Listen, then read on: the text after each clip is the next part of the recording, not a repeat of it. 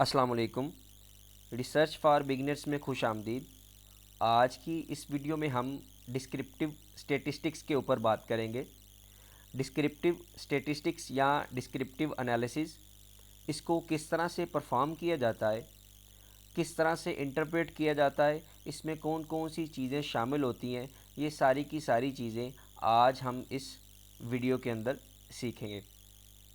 सबसे पहले मैं आपको ये बात बता दूं कि स्टैटिस्टिकल एनालिसिस को कंडक्ट करने के हवाले से ये एक बड़ा ही इम्पोर्टेंट स्टेप है, यानी आप इसको पहला स्टेप भी कह सकते हैं। डिस्क्रिप्टिव एनालिसिस हमें बताता है कि हमारे डाटा की डिस्ट्रीब्यूशन कैसी है। ये हमें मदद करता है कि हम अपने डाटा में से आउटलायर्स और टाइपोज़ को निकाल सकें। इसके अलावा वेरिएबल्स के दरमियान जो एसोसिएशन है उसको भी आइडेंटिफाई करने में मदद करता है। इन सब चीज़ों के बाद ये हमें इस काबिल बनाता है कि हम आगे बढ़ें और जो स्टैटिस्टिकल एनालिसिस करने हैं उनको अच्छे तरीके से कंडक्ट कर सकें। डिस्क्रिप्टिव एनालिसिस के अंदर अगरचे बहुत सारी टाइप्स हैं, प्रैक्टिकल और समरी अप्रोचेज़ हैं, जिसकी वजह से जो इन्वेस्टिगेटर्स हैं या रिसर्चर्स हैं वो अक्सर औक़ात कंफ्यूज हो जाते हैं। यहाँ तो वो बहुत सारे एनालिसिस परफॉर्म कर लेते हैं और अपने टाइम को वेस्ट करते हैं, या फिर इस पूरे के पूरे स्टेप को छोड़ जाते हैं, जिसकी वजह से जो उनका रिज़ल्ट होता है उसमें एरर होने का खदशा होता है। लेकिन आज की इस वीडियो में हम जो बड़े मशहूर एनालिसिस हैं सिर्फ उनको पढ़ेंगे। तो डिस्क्रिप्टिव स्टैटिस्टिक्स या एनालिसिस को दो हिस्सों में तकसीम किया जाता है। पहला है मेजर ऑफ सेंट्रल टेंडेंसी और दूसरा है measure of variability. Measure of central tendency के अंदर मीन, मीडियन और मोड आते हैं। इसके अलावा जो मेजर ऑफ वेरिएबिलिटी है इसमें स्टैंडर्ड डेविएशन, वेरिएंस और स्क्यूनेस या कर्टसीज आते हैं।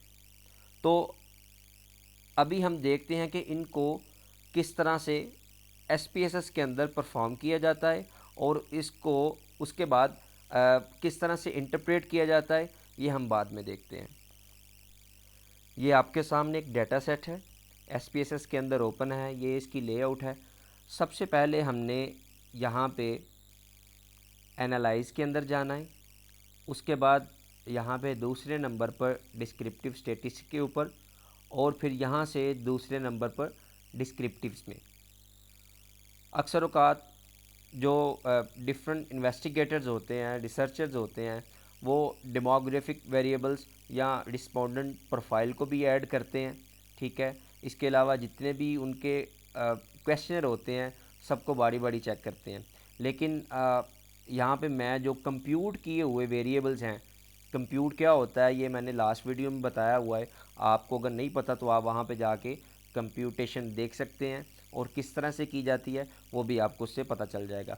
तो यहाँ पे मेरे 4 वेरिएबल्स हैं, मैं सिर्फ़ और सिर्फ इनके मुतल्लिक देखना चाह रहा हूँ, इनका डिस्क्रिप्टिव एनालिसिस करना चाह रहा हूँ। तो 4 वेरिएबल्स मेरे ये वाले हैं, इनको मैं यहाँ पे ऐड करता हूँ। ऑप्शन में जाऊँगा, इसमें मुझे यहाँ पे इनका मीन चाहिए, स्टैंडर्ड डेविएशन चाहिए, मिनिमम मैक्सिमम चाहिए, ठीक है। इसके अलावा कर्टिसिस और स्क्यूनेस चाहिए। आप यहाँ पे अगर आपको वेरिएंस चाहिए, रेंज चाहिए, स्टैंडर्ड एरर चाहिए, ठीक है, ये चीज़ें चाहिए तो आप यहाँ पे इस्तेमाल कर सकते हैं। लेकिन जो स्टैंडर्ड चीज़ें यूज़ की जाती हैं वो यही है, जिसके अंदर मीन आता है, स्टैंडर्ड डेविएशन आता है, स्क्यूनेस और कर्टिसिस आते हैं। यहाँ पे कंटिन्यू करूँगा और ओके का बटन दबा दूँगा। आपके सामने ये एक टेबल आ जाएगा जिसके ऊपर लिखा है डिस्क्रिप्टिव स्टैटिस्टिक्स। यहाँ पे आपको कुछ इन्फॉर्मेशन मिलेगी, जिसमें सबसे पहले तो उसने ये बताया कि रिस्पोंडेंट कितने हैं, 271 रिस्पोंडेंट हैं, मिनिमम 1.54 और मैक्सिमम स्टैटिस्टिक्स 5 है। मीन जॉब करैक्टरिस्टिक्स का 3.7 है, ऑप्टिमिज़म का 3.8 है, टर्नओवर इंटेंशन का 2.2 है। आपने इसको जिस तरह से यूज़ करना है उस लिहाज से इसको आप अपने पेपर के अंदर लिख सकते हैं। इसके बाद यहाँ पे स्टैंडर्ड डेविएशन है। स्टैंडर्ड डेविएशन डाटा के अंदर जो स्प्रेड होता है उसको बताता है, यानी कि जो डाटा है उसका जो वेरिएबल है वो अपने मीन से कितना दूर है, यानी जो रिस्पोंडेंट हैं उन्होंने कितना मीन से दूर तक रिस्पोंड किया हुआ है। इसके बाद स्क्यूनेस आ जाता है। स्क्यूनेस भी डाटा के अंदर स्प्रेड को बता रहा होता है। यहाँ पे जो स्क्यूनेस है वो तकरीबन जितने भी मेरे वेरिएबल्स हैं उनका स्क्यूनेस 2 से कम ही है। मुख्तलिफ़ रिसर्चर्स ने मुख्तलिफ़ तरह से इनकी वैल्यूज़ बताई हुई है। आप हेयर एट आल को पढ़ सकते हैं, आप ब्राउन एट आल को पढ़ सकते हैं। उन्होंने कहा है कि स्क्यूनेस की जो वैल्यू है वो -3 से लेके +3 तक होनी चाहिए। इसके बाद कोर्टोसिस है, ठीक है। इसके मतलब भी डिफरेंट आए हैं लोगों की। हेयर एट आल या ब्राउन एट आल जो है वो ये कहते हैं कि -10 से लेकर +10 तक इनकी वैल्यूज़ होनी चाहिए। तो आप लोग सेम तरीके से इस एनालिसिस को परफॉर्म करेंगे। जो जो चीज़ें आपको रिक्वायर हैं आप वहाँ पे टिक करते जाएंगे। फिर आपके सामने ये एक टेबल आएगा, इसको आप कॉपी पेस्ट करेंगे वर्ड के ऊपर और वहाँ पे चीज़ों को रिपोर्ट करेंगे।